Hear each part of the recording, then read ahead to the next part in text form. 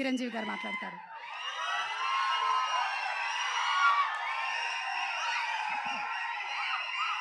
Thank you so much. Thank you. అందరికీ నమస్కారం. ఇలాంటి ఫంక్షన్స్కి రావడం మూలంగా ఇక్కడున్న ఎనర్జీ నాకు ఎంత ఉత్సాహాన్ని ఇస్తుందంటే అంతా ఇంత కాదు. వచ్చే ముందు కొంచెం డల్గా వచ్చినా సరే ఇక్కడి నుంచి ఎనర్జీతో వెళ్తున్నాను. అంత ఎనర్జీ ఇచ్చిన ప్రతి ఒక్కరికి, యూనిట్లో ఉన్న ప్రతి సభ్యులకి, ఆహ్వానితులకు, అభిమానులకు అందరికీ నా హృదయపూర్వక నమస్కారాలు, ధన్యవాదాలు తెలియజేస్తున్నాను.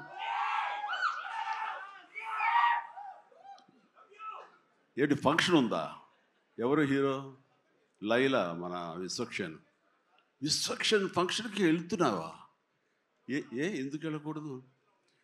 అతను మన మనిషి కాదు, అవతల బాలకృష్ణ అప్పుడప్పుడు తారక్ అంటాడు అని. అంటే మనుషులు అన్నాక వేరే వాళ్ళ మీద అభిమానం, ప్రేమ ఉండకూడదా? నా మీద ఆప్యాయత ఉండకూడదా? ఇదేంటిది?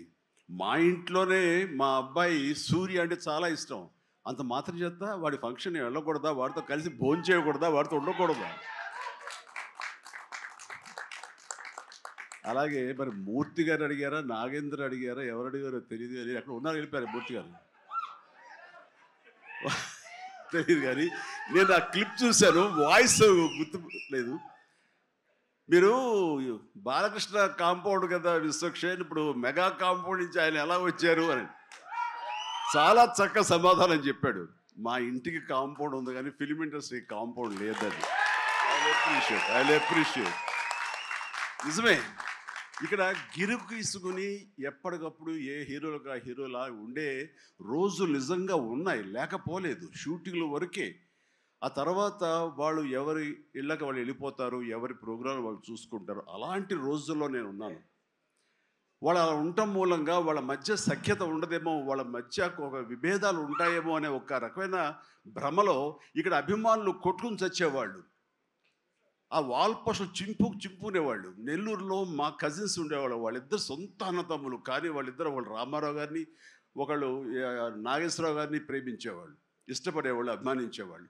వాళ్ళిద్దరు కొట్టేసుకున్నారు, రక్తం వచ్చే కొట్టేసుకున్నారు. నాకు దానికి కంగారు వచ్చేసింది. చిన్నోడిని ఎందుకలా కొట్టుకున్నారంటే, వాడు అభిమాని, వాడు వాడు అది అంటే నాగ్గడి ఇలాగా ఇద్దరు కొట్టుకుంటున్నారని చెప్పేసి. అంటే నాకు ఆ రోజు నుంచి మొదలైంది, ఏంటి సినిమా వాళ్ళు హీరోలు బాగానే ఉంటారు, వీళ్ళు కొట్టుకుని వస్తారు ఏంటి అని చెప్పేసి. నేను ఫిలిం యాక్టర్ని అయిన తర్వాత హీరోల మధ్య ఒక సఖ్యత, సహృద్భావ వాతావరణం అది ఉండాలి, ఏర్పాటు చేయాలి బలంగా నాకు ఏర్పడటానికి ఆల్రెడీ అదొక ఇన్సిడెంట్. అందుకనే మెడ్రాస్లో హనీ హౌస్ అని అప్పట్లో ఉండే జర్నలిస్టులకు తెలిసే ఉంటుంది. ఆ హనీ హౌస్ ఏంటంటే 1 acre ల్యాండ్లో ఉంటుంది. ఎక్కడ ఏ 100 days ఫంక్షన్ జరిగినా, ఏ ముహూర్తాలు ప్రారంభోత్సవాలు జరిగినా, ఎవరికి ఏ బర్త్డేలు జరిగినా, ఏ 31st నైట్ డిసెంబర్ ఫంక్షన్ చేసుకోవాలనుకున్నా సరే, అటు తమిళ ఇండస్ట్రీని, ఇటు తెలుగు ఇండస్ట్రీని ఆహ్వానించి అక్కడ అందరికీ చక్కగా పార్టీ ఇచ్చి ఒక రిక్రియేషన్ తోటి మంచి భోజనాలు చేసుకుంటూ, అంటే అవి ఉంటాయనుకోండి, అది వేరే విషయం. సో వీటితోటి మనుషుల్లో ఉండే అరమరకలు కానివ్వండి, పొరపచ్చలు కానివ్వండి, ఇవన్నీ కూడా సమసిపోయి ఎంతో హాయిగా ఉంటారు. అది నేను ఆ విషయం చాలా చాలా సక్సెస్ఫుల్. కాబట్టి ఈ రోజుకి నాగార్జున, వెంకటేష్ అండ్ బాలకృష్ణ మేమందరం కలిసికట్టుగా ఉండటానికి, ఒకళ్ళ ఫంక్షన్ ఒకళ్ళు వెళ్ళటానికి, ఈ మధ్యకాలంలో బాలకృష్ణ 50th ఫిల్మ్ సందర్భంగా నట జీవితం సంబంధించి చేసిన ఫంక్షన్లో నేను పార్టిసిపేట్ చేశాను. అలాగే నాగార్జున మేము వెరీ ఫ్రీక్వెంట్గా కలుసుకుంటుంటాం. ఈ అరమరికలు ఉండకూడదు. అభిమానం అంటే అది పర్సనల్.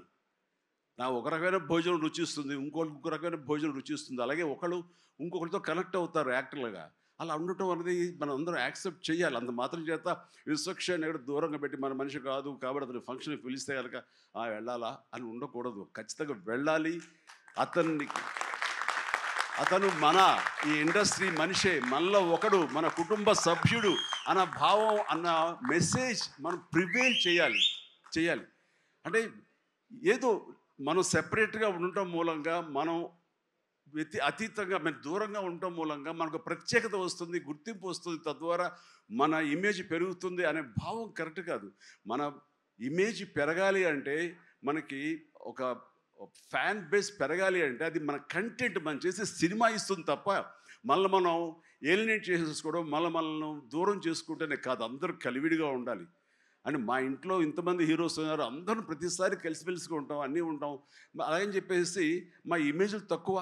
ఈ రోజున పవన్ కళ్యాణ్ ఏబీలో కనిపించగానే ఇది అన్నారు, దాన్ని గర్వపడాలి. పుష్ప 2 పెద్ద హిట్ అయింది, బ్లాక్ బస్టర్, దాన్ని గర్విస్తాను. అండ్ తర్వాత ఒక్కోసారి సినిమాలు ఆడచ్చు ఆడకపోవచ్చు, కానీ మనం ఏదైనా సరే ఇండస్ట్రీలో ఒక సినిమా ఆడింది అంటే ప్రతి ఒక్కరు హర్షించాలి. ఎందుకంటే ఒక్కొక్క సినిమా గురించి, ఒక సినిమా ఆడిందంటే ఎన్ని వందల మంది, వేల మంది, లక్షల్లో కార్మికులు కానివ్వండి, పరోక్షంగా ప్రత్యక్షంగా వాళ్ళు దాని మీద ఆధారపడతారు, బతుకు జీవనం వెళ్ళగలుగుతారు. కాబట్టి వాళ్ళ బతుకు తెరువు కోసం, వాళ్ళ భవిష్యత్తు కోసం, వాళ్ళ యొక్క జీవితం కోసం మనం ఖచ్చితంగా హిట్ సినిమాలు చేయాలి. ఒక హిట్ ఎవరికి ఏ హీరోకి వచ్చినా సరే అందరం ఇవ్వాలి, అందరం ఆనందపడాలి. ఆ వచ్చిన డబ్బు మళ్ళీ ఎక్కడో పెట్టరు. ఇప్పుడు సపోజ్ సాహో ఉన్నారనుకోండి, అంతకుముందు తీసిన 3 సినిమాల్లో మంచి డబ్బులే వచ్చినాయి. అండ్ ఆ డబ్బు ఎక్కడో తీసుకెళ్ళి ఇవ్వట్లేదు, తీసుకొచ్చి మళ్ళీ నాకే ఇస్తున్నాడు, మన వాళ్ళకి ఇస్తున్నాడు, నటినట్లకి ఇస్తున్నాడు. ఈ డబ్బు ఎక్కడికి పోదు. అండ్ భగత్ సింగ్ కేసరి సినిమా చేశాడు, లాభించేసాడు, ఇంకా మనకు లాభం లేదు అని వేరే గ్రూపు, వేరే కాంపౌండ్ అనుకుంటే, నాకు అతను ఇచ్చిన అడ్వాన్స్ ఎక్కడి నుంచి వస్తుందండి? అతను ఇచ్చిందే కదా. అది రావాలంటే అతను మంచి భవిష్యత్తు కోరుకోవాలి, అతను గుడ్ విషెస్ తెలియచేయాలి. అందుకని ఇండస్ట్రీలో ప్రతి ఒక్కళ్ళు ఒకళ్ళనొకళ్ళు అవినాభావ సంబంధంతో ఒక కుటుంబ సభ్యుల్లాగా ఉన్న రోజున ప్రతి వాళ్ళు గొప్పగా చెప్పుకుంటారు, ఆనందంగా ఉంటుంది.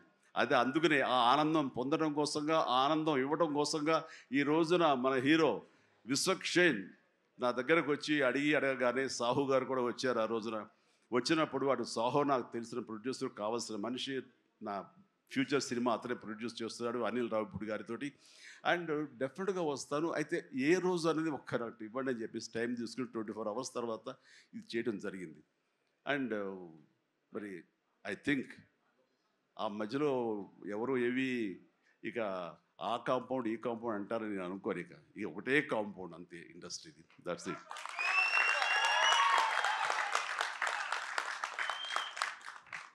ఇక ఈ సినిమా ట్రైలర్ చూసిన తర్వాత నాకు ఎక్కడో మనం ఉండే పెద్దరికంతో మనం సంసార పక్షంగా ఉంటున్నాం, మన కుటుంబం అని, కానీ ఎక్కడో అన్నగారిపోయినటువంటి ఉంటే సరే అది ఆ కోరికలు గబుక్కుని పెళ్ళు బుక్కింది. ఆఫ్టర్ ట్రైల్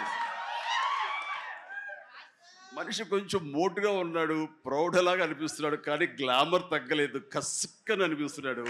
ఈ అమ్మ అసలు అది విశ్వక్షేణ్ కాకుండా నిజంగా ఆడపిల్ల అయి ఉంటే ఎక్కడో గుండె జారి కొంచెం గల్లంత అయ్యేదేమో అనిపించింది. ఆ మురుగు అంత గ్లామర్గా ఉన్నాడు. నేను చేశాను ఆ సినిమాలో, తర్వాత నరేష్ చేశాడు, అలాగే రాజేంద్ర ప్రసాద్ గారు ఇంకో సినిమాలో చేశారు. ఇవన్నీ కూడా బాగా ఆడినాయి. ఇందాక ఆయన చెప్పినట్టుగా, మన అనిల్ రావిపూడి గారు చెప్పినట్టుగా అన్నీ కూడా మంచి హిట్స్ అయినాయి. ఈ సినిమా కూడా ఖచ్చితంగా హిట్ అవుతుంది. అది హిట్ అవ్వాలని కోరుకుంటున్నా అన్నాం. హిట్ గ్యారంటీ ఈ సినిమాకి.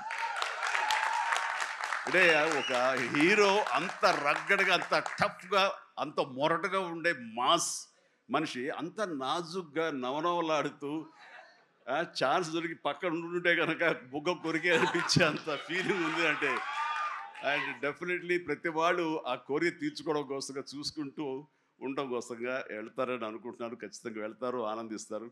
అండ్ విశ్వక్షేణ్ అటు మాస్గా చేశాడు, ఇటు క్లాస్గా అమ్మాయిగా రాణి చాలా బాగా చేశాడు. అండ్ కథాంశంలో రామ్ నారాయణ డైరెక్టర్ చాలా ఎంటర్టైన్మెంట్ తోటి కామెడీగా ఉండేలాగా మొత్తం అంతా చాలా బాగా చేశాడని సాహు వాళ్ళు చెప్తుంటే కనుక ఎక్సలెంట్. ఈ రోజున అది కావాలి. అండ్ అనిల్ రావిపూడి చేసినటువంటి సినిమా నేను మొన్న చూసినప్పుడు నాకు ఆద్యంతం ఎక్కడ ఏంటి లాజిక్గా ఏది ఏమి పట్టించుకోలేదు. అసలు ఎక్కడ ఏం జరుగుతుందో అనేది లేదు. మరి మన పెద్ద ఆయన ఏం రాశారో తెలియదు, కానీ దాని మీద రివ్యూస్ ఎలా ఉన్నారా? ఆయన ఏం రాస్తారో నేను చూడలేదు, కానీ నా లాజిక్ అది పట్టించుకోకపోతే మాత్రం ఆద్యంతో సినిమా నేను నవ్వుతూనే ఉన్నాను, వెంటనే అవుతూనే ఉంది. వెంకటేష్ గారిని వీళ్ళంతా చేశారు. అదే రీతిలో ఈ సినిమా మన రామ్ నారాయణ గారు అదే రకంగా తీస్తారని చెప్పేసి ఎక్కడ ఊపిరి సలుపుకొనివ్వరు, ఎక్కడ లాజిక్ ఆలోచన పెట్టనివ్వరు, బ్రెయిన్ ఉపయోగించనివ్వరు. కేవలం హృదయంతో ఈ సినిమా చూస్తూ ఈ సినిమా ఆద్యంతో ఆనందంగా ఉంటుంది, ఎంజాయ్ చేస్తారని అనుకుంటున్నాను. అండ్ విశ్వక్షేణ్ ఖచ్చితంగా ధైర్యంగా ఉండి, ఏం కాదు, ఈ cinema block buster. Ramanarayana Ramanarayana God bless. And తర్వాత ఈయన కరాటే రాజుగారు అంటారు. ఈయన 17 ఏళ్ళు అయిపోయినాం కదా. ఆ టైంలో నాతో పరిచయం, ప్రజారాజ్యంలో ఆయన ఉండి ఆయన ఒక రాజకీయగా జై జై జై జనసేన. ప్రజారాజ్యం మారిపోయింది.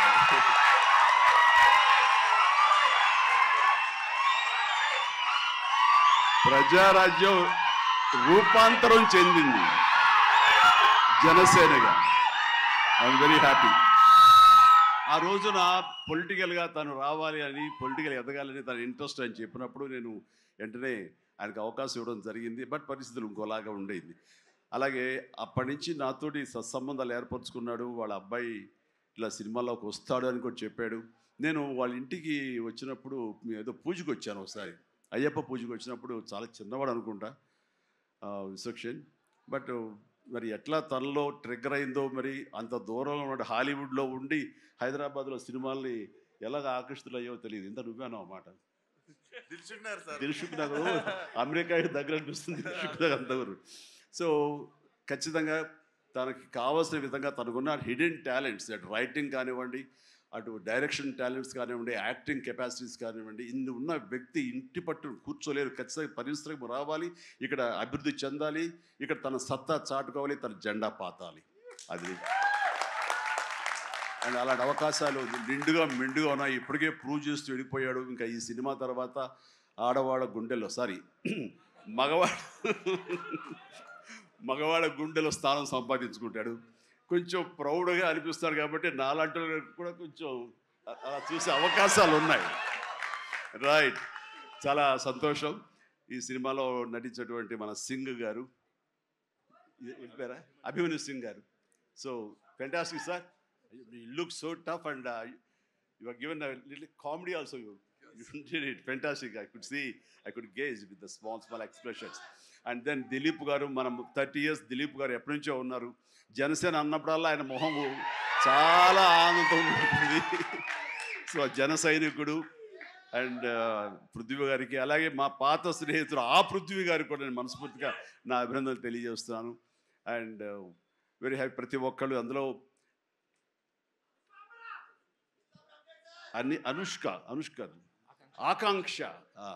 ఆకాంక్ష చాలా గ్లామర్గా కనిపించింది. అలాగే కామాక్షి, ఇక నేను మర్చిపోలేను పేరు.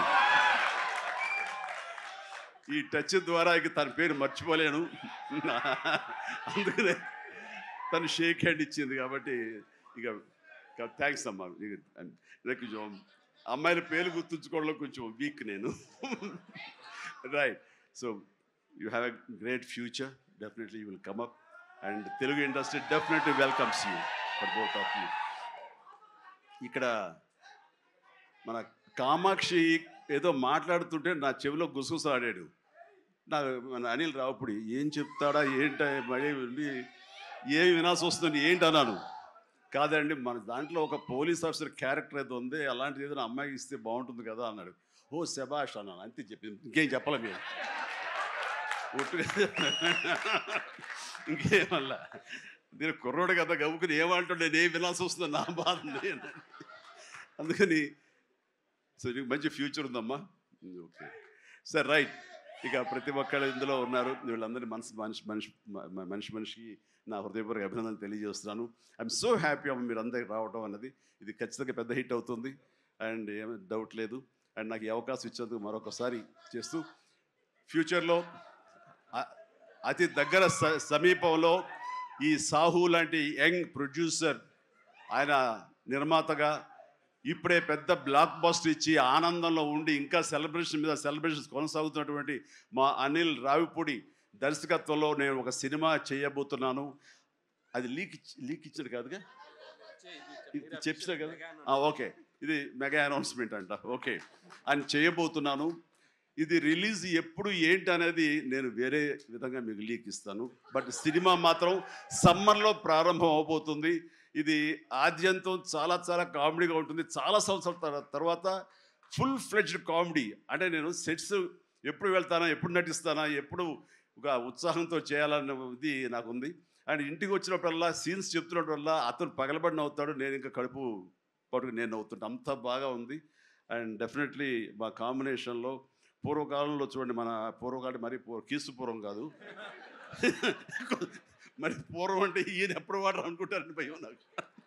అందుకని కోదండరామరెడ్డితోటి మా ఇద్దరికి కెమిస్ట్రీ ఎలా జెల్ అయ్యేదో, ఎలా ఉండేదో అదే రకమైనటువంటి ఇది ఫీలింగ్ నాకు అనిల్ రావుపూడితో ఉంది. కాబట్టి ఖచ్చితంగా ఆ కెమిస్ట్రీ అన్నది ఆ సినిమాకి, ఆ కథకి డెఫినెట్గా ఉపయోగపడుతుంది. అండ్ మీ ఇద్దరం ఆ విధంగా కథని ప్రేమించి చేస్తే అది ఖచ్చితంగా ప్రేక్షకుల ప్రేమకు నోచుకుంటుందని నాకు ప్రగాఢ విశ్వాసం. దానికి సాహో, అదే సాహోతోటి గోల్డ్ బాక్స్ కొణిదెల సుష్మిత ఇద్దరు కలిపి ఆ కాంబినేషన్లో ఈ సినిమా నిర్మించబడుతుంది. కాబట్టి all the very best, god bless and thank you once again for everyone. మీ అందరికీ నా ధన్యవాదాలు తెలియజేస్తున్నాను. నమస్తే, జై హింద్.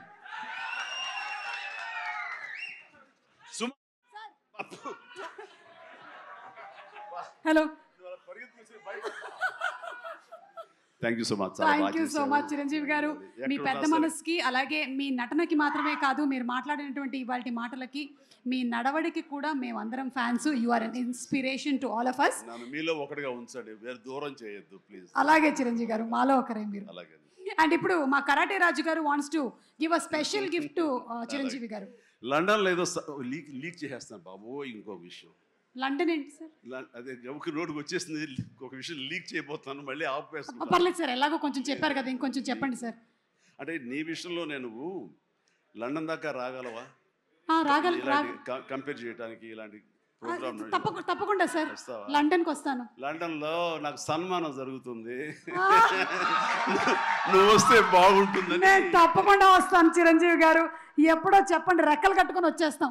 రెక్కలు కట్టు కాదు, ఫ్లైట్లో రా, టికెట్ నువ్వే పెట్టుకో, నీది టికెట్. నేను ఇంకా లండన్ అంటే వ్యాక్స్ స్టాచ్యూ ఏమైనా తయారు చేస్తున్నారేమో అనుకున్నాను. Okay, so thank you. That's sir Chiranjeevi గారు. చిరంజీవి గారి సెన్స్ ఆఫ్ హ్యూమర్కి విశ్వంబర సినిమా తర్వాత రాబోతున్నటువంటి సినిమా పెద్ద బ్లాక్ బస్టర్ హిట్ అవ్వాలని మనస్ఫూర్తిగా కోరుకుంటూ ఉన్నాము. And once again special thanks to Chiranjeevi గారు.